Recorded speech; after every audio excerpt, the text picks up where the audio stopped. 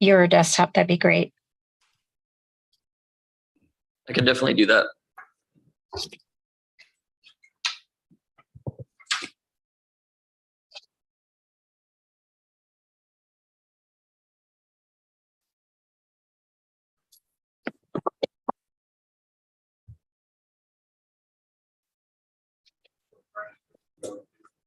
Yes.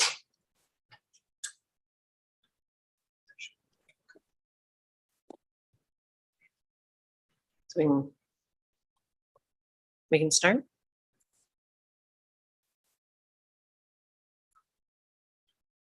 Okay, now I'll call the meeting to order at 6:35, the October Zionsville Redevelopment Commission, and recognize any attendees who request to be noted. Sally Zalonis.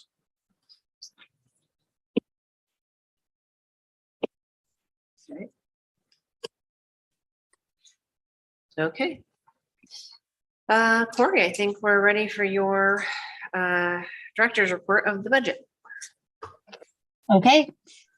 Thanks, everybody. My name's Corey Sharp, Director of RDC. Sorry I couldn't be there this evening.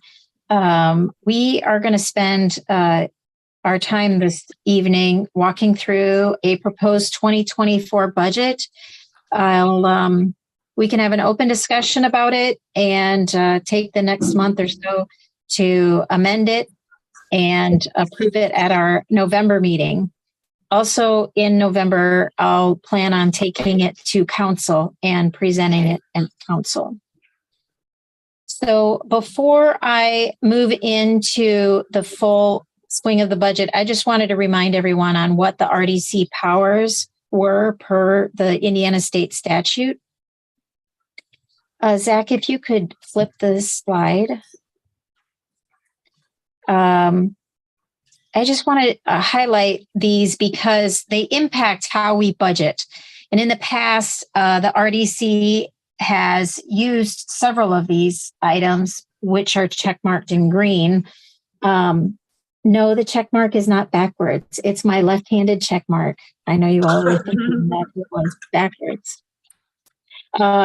So in the past, we've purchased land, we've held it, we've sold properties.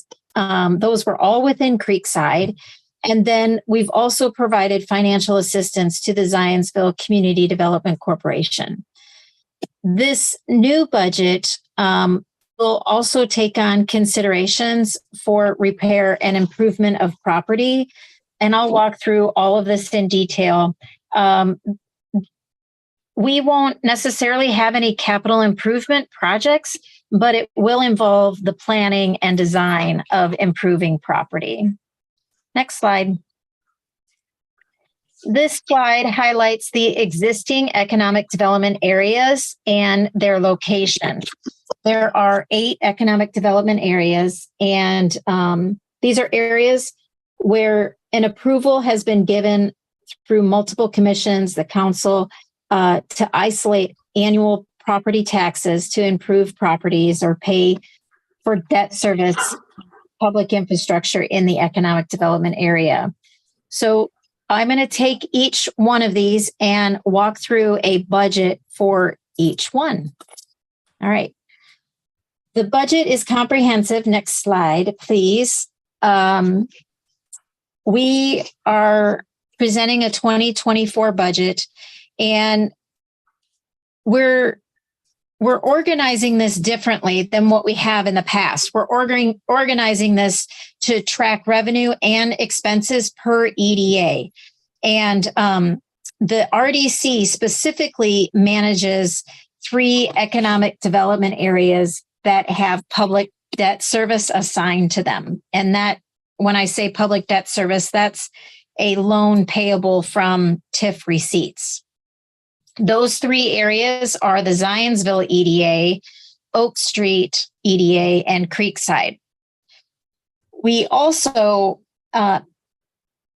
will be managing a new fund going forward for cash receipts and cash expenses. This will be a result of us selling land. And then the other EDAs that we are pulling out, there's 5 EDAs that have developer-backed bond issuances. These are districts where the council and the other commissions have been approached by a developer to create an EDA for improvements to be paid with future property taxes, also known as TIF. So I know you can't read this screen, so we'll zoom in to each one. The first one is the Zionsville EDA. It is the largest and the longest standing EDA. In fact, this area is set to expire on May 8th in 2030. And until then, property taxes within this pink area will go towards the expense line items shown here. The revenue coming in from this is about $2 million annually. Currently, we have a standing balance, or our projected year-end balance is just around 2.7 million. Our expenses associated with this district are these different bond payments. And you'll see that not all of them are TIF bonds. Some of them are other obligations, but because TIF is a steady revenue source that can be reasonably projected, we can use this as a source for payment of debt. So these 4 debt payments are obligated with the Zionsville EDA TIF funds. We do not have any expenses associated with this EDA for capital projects, primarily because we need to do the planning and design first. In the past, we have given the CDC a grant out of this EDA, and so I'm continuing to show a $225,000 grant. I'm showing this differently than in the past as well. In the past, you have continually invested $250,000 into the CDC. You'll see that extra $25,000 in another line item here in a couple more slides. So real estate transaction, we're showing a potential of $600,000. And this would be the possibility of acquiring land. This may or may not be used, but it certainly is a good place to hold a line item for us to complete right-of-way acquisition necessary for the First Street realignment, which is what is currently being designed and engineered through the READY grant. That is located in this Zionsville EDA. And then the final expenses that we're showing here are professional services. And this would be planning, design, engineering. I'm proposing a hefty $1 million to go towards the planning and design to serve as a READY 2.0 grant match. This READY 2.0 requires a local one-to-one match. And so as we're building our capital stack for what that grant needs to look like, we know that we have to find local funds.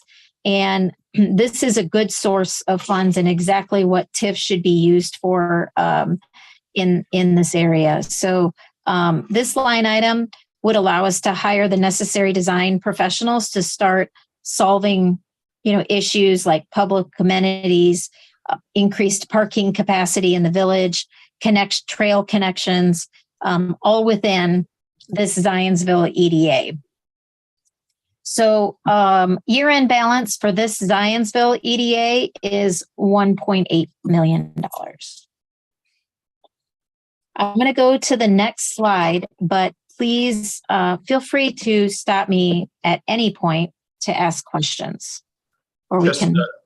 Corey, this is Sanjay. Just for clarification, on your Zionsville EDA, the area outlined in black is Creekside, just for everyone's information here. Yes, thank you. And Creekside is not a part of the Zionsville EDA. All right, the next one is the Oak Street EDA. And currently, any revenue coming into the Oak Street EDA goes towards the town hall mortgage. We're showing that pattern continue in 2024. Basically, any revenue that comes in goes out to pay the town hall mortgage. There are 3 other funding sources to pay the town hall mortgage. They include local income tax, which is currently receipted into the town's general fund, food and beverage tax revenue, and the cumulative capital development property taxes. So I note that there's other sources to pay the town hall mortgage, just simply because as we plan to develop Lot 2 in front of town hall in the future, TIF proceeds may be needed to offset any financial gap of a new development. But we won't know that until we really start diving deeper into that potential development. And that will be after 2024. So what you see here, 2024, money comes in, goes out for a 0 end of the year balance. The next slide is Creekside, which somehow the map half disappeared. Sorry about that. There was this great map of Creekside up there. So Creekside is the corporate park. It's the area that was outlined in black that Commissioner Patel mentioned. The revenue coming in here is approximately $183,400 annually. And our expenses include sharing 50% of that TIF revenue with the schools. We have 1 final year of economic development incentive payment to the Group 1001. And then here is the remaining line item that I mentioned going to the CDC is the Creekside HOA dues. This is the first year the RDC will be paying HOA dues, and this is primarily due to the advancement of the organization and planning within the CDC being the HOA manager. So every parcel in Creekside owes HOA dues, and the 25,000 that we're showing here represent the parcels that we own today, but also assuming that we will close on Lot 9 at the end of the year, and that we have this pending letter of intent from Podell Partners for lots 3, 4, and 5. So the 25,000 is based on lots 1, 2, 7, and 8 for a remaining balance of $4,000 when it's all said and done. Okay, next slide is the 334/700 EDA. This is right on the edge of Whitestown, and this area, all of the TIF that comes in is split. 90% of it goes to the developer, and 10% of it remains for the RDC to determine how that can be spent. So in 2024, we're projecting that $6,000, $6,204.90 to be exact, would remain for the RDC to determine how that money could be spent. So this area has a developer TIF draw bond, and this means that any revenue that comes in is assigned to the developer, and it goes towards the bond payment. The developer's bond does not have a payment due in 2024, so that's why you don't see any expenses associated with this TIF. So the remaining balance of this fund is $142,712 estimated. Next one is 146th Street, or AKA Appaloosa. That is shown on the map, the green area. For slide efficiency, I've also included the MetroNet EDA. The MetroNet project established an EDA that covers the entire jurisdiction of Zionsville. And MetroNet's obligation is a developer-backed bond, and that is paid with the TIF revenues that come in, and anything that is over and above that expense associated with the bond, MetroNet has to cover that cost. And then, as I mentioned, the green area is the Appaloosa Crossing project. The projected revenue is $97,500. And again, this is a developer-backed bond styled with draw payments. And you've been seeing these draw payments come through our agenda for the Pittman Farms. So it's not like we have a standing set amount of bond payments due. It is, how do I explain this? It's, let's say the total bond amount is only what the developer asks for, up to a certain amount. It's not that they took out $25 million and they owe a standing payment like we owe mortgages. You have a standing payment. This style of payment is more fluid and it changes. And it basically allows for whatever comes in, goes out. And then again, the developer is responsible for anything that is due over and above what taxes come in. The next area that I wanted to highlight is Holiday Farms EDA. This is the new subdivision off of 421. The revenue coming in is projected to be $36,000. This is low predominantly because the commercial area along 421 has not yet to be fully developed, and a multifamily project has been scrubbed from their project on their site. So we really do need to work with them to bolster their revenue coming in, because right now this $36,000 only represents the clubhouse and the golf course itself. The revenue that is coming in is just accruing. There are no bonds issued in this EDA area. And we are working with DPW to understand how best we can use these funds as they accrue for public infrastructure improvements associated with the result of Holiday Farms and the pace that it developed. So you'll see an accrual balance of $473,567 estimated. Corey, when do we start collecting property tax from the Kitty Academy? We collect taxes the year after completion. Correct. So if they completed this year, we would expect to see taxes in 25. Okay. I didn't know their timeline.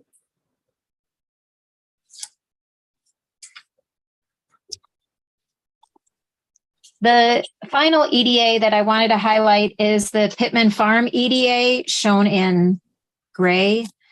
They have been, as you know, issuing debt for this project. It is paying for the parking garage that they are building and the public infrastructure that's going on there, the roads that are going in.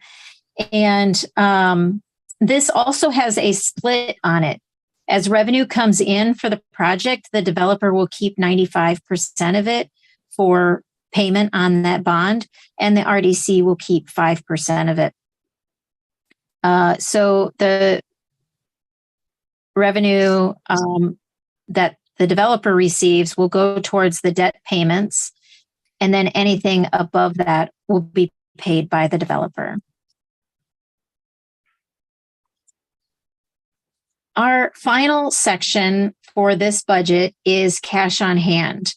And I am showing a projection of $1.455 million in revenue with a balance carryover of $116,596,000.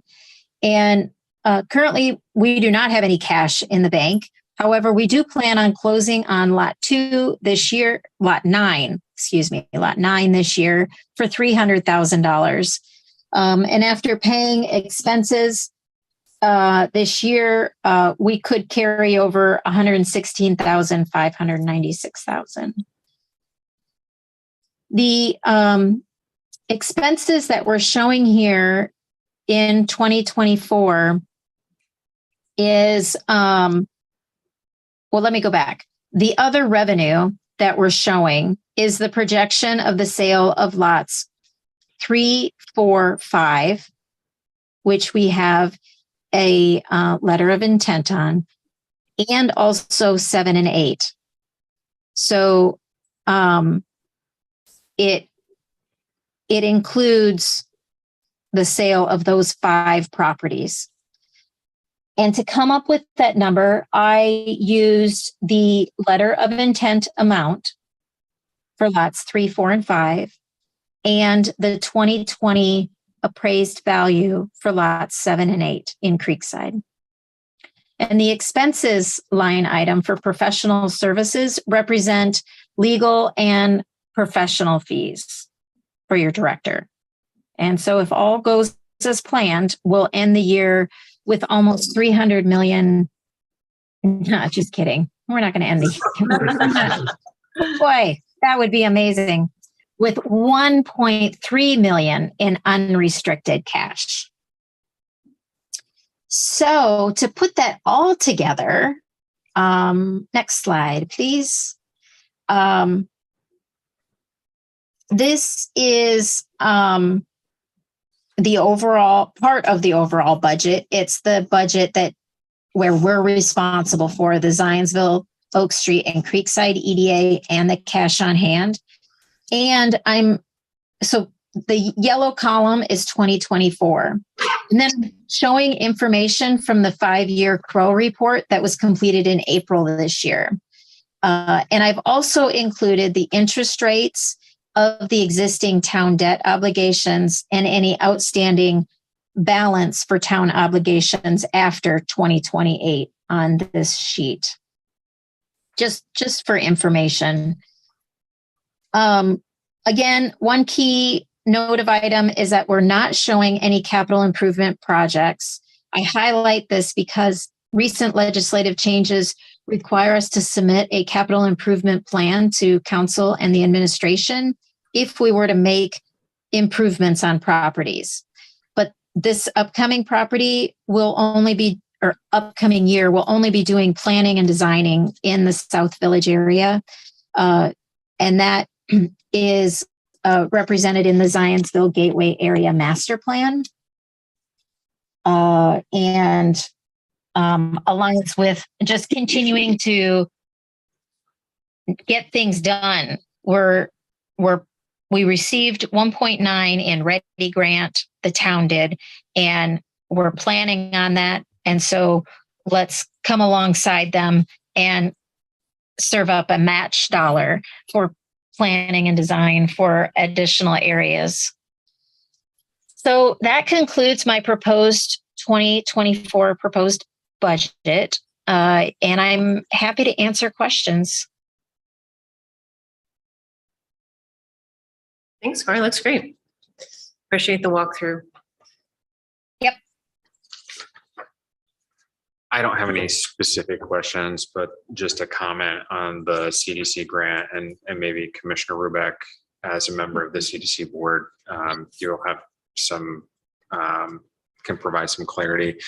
So we've not spent even 50% of what we budgeted for 2023 for the CDC. And so I guess my comment would be, before we gave final approval to the budget at 225,000, would it be appropriate or possible to have a member of the CDC board come and kind of provide a vision for 2024 and what outlays they may be expecting, or what their projects or any items of note or interest for the coming year? Yes.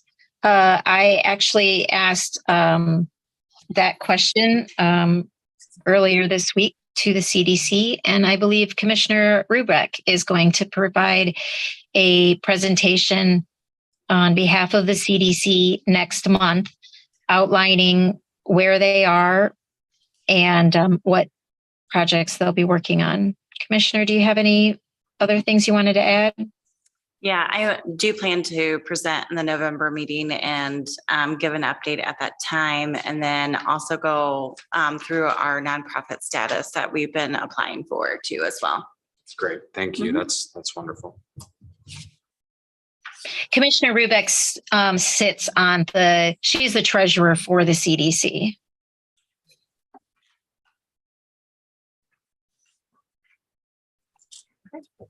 Any other questions, comments? Do we need to approve this budget, Corey? Well, eventually, yes. If you don't have any changes, we could definitely approve it this evening.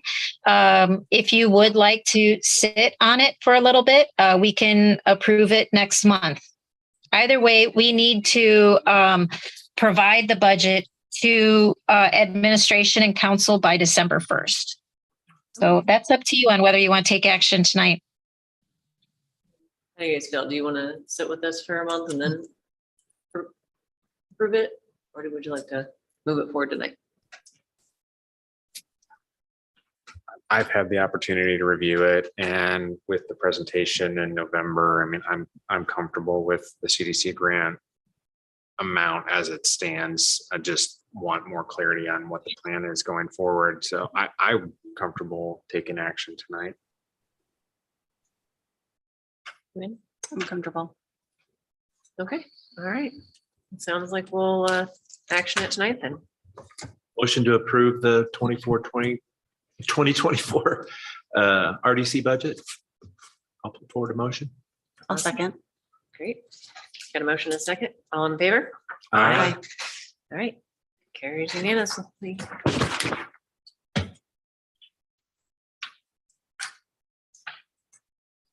Corey, there's one other item or one, if we move forward one page in your PowerPoint, is this, no, we've got one more timeline item here. Yeah, just outlining Oh, next yeah. year's meeting schedule or meeting topics. Yeah, great. Thank you. So Zach, could you go back one page just for the public? I just want to highlight this page for when they refer to this. This includes projected 2023 year end for the developers. This is the developer page, basically. And then the going through 2028. And you'll see when payments are due, the interest rates that they're holding, and the same information. And then for 2024, from a financial presentation outlook, thank you, Madam President, for highlighting that. I missed a slide. So Zach, could you go to the last page, please? The application for Ready 2.0 is due to IEDC in February, and the town of Zionsville does plan on submitting a grant application, and it involves a lot of work aligned with the RDC and the Gateway area, which is south of the village. And so as we're kind of pulling together the information for that grant, I think it would be helpful if we provided a presentation of what that grant would be, and just so that you're teed up and can take any questions that the public may ask you about the grant when it's submitted in February. Our fiscal annual report is due in March. I'm going to have our financial team put together, add a year for our 5-year outlook for TIF forecast. And then in May, we'll do the notification to taxing jurisdictions on what needs to happen, because that's due by June 15th. Actually, it's due by the end of June, but we always try to get it done by around June 15th. And then next year we'll start doing budgeting again in September and October approval, and present that budget in November, just like we're doing this year. So just wanted to highlight those financial reporting requirements that is mandatory via state statute. Great, thank you.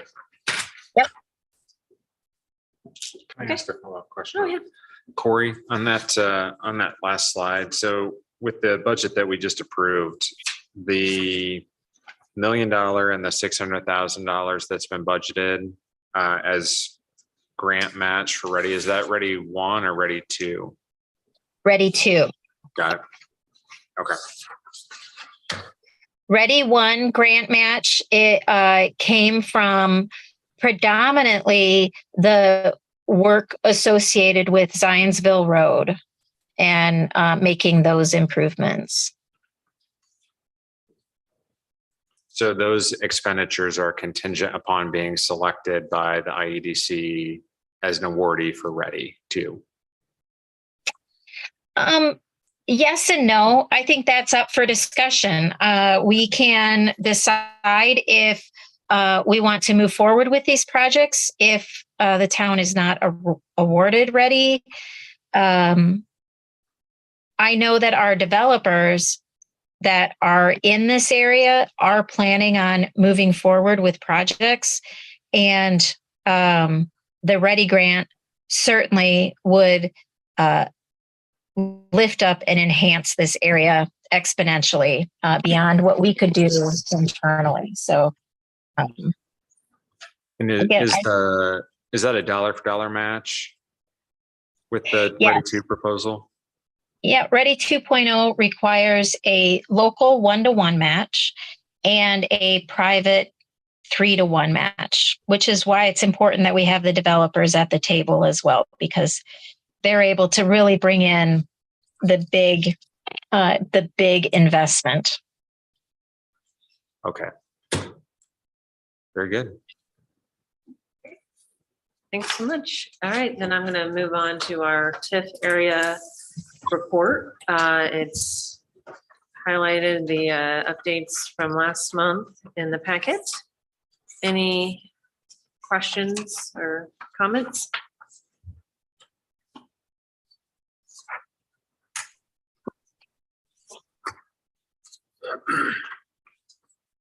All right, and I'll move on to old business, but it looks like we don't have any old business. So moving on to agenda item number 5, new business. We have approval and adoption of our September 28th meeting minutes. Would anyone like to make a motion? I'll move that we adopt the minutes from September meeting. Thank you. A second. Great. All in favor? Aye. Motion carries unanimously. And then we also have the special meeting on October 11th, the approval and adoption of minutes for that one. Motion to approve the adoption of the minutes from October 11th to 2023. I'll second. Great. Motion is second. All in favor? Aye. And that's also unanimous. So then that brings us to the claims for approval for October. Those are in the packet right behind those minutes. I'm gonna peruse that. I think there are just a couple items on that one this month.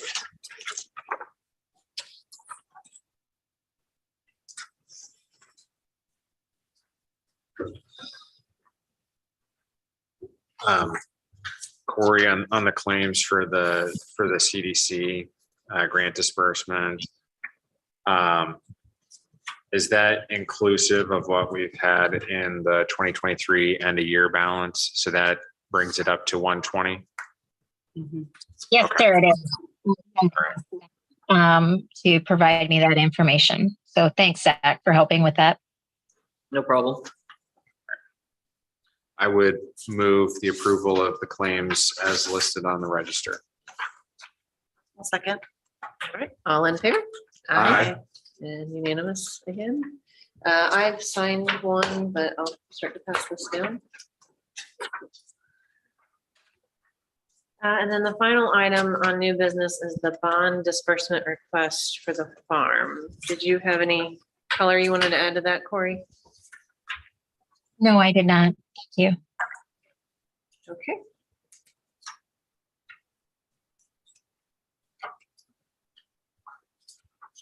A motion to approve the bond disbursement request for the farm at Zionsville Propco LLC. Second? All in favor? Aye. And again, I believe that's unanimous. So, do we have any other business before we adjourn? None. All right. Thanks so much. Meeting adjourned at 7:10. And our next meeting is Monday, November 27th at 6:30. Trying to be less confusing about that than at our special meeting when we had a different day versus date. Thanks, everyone.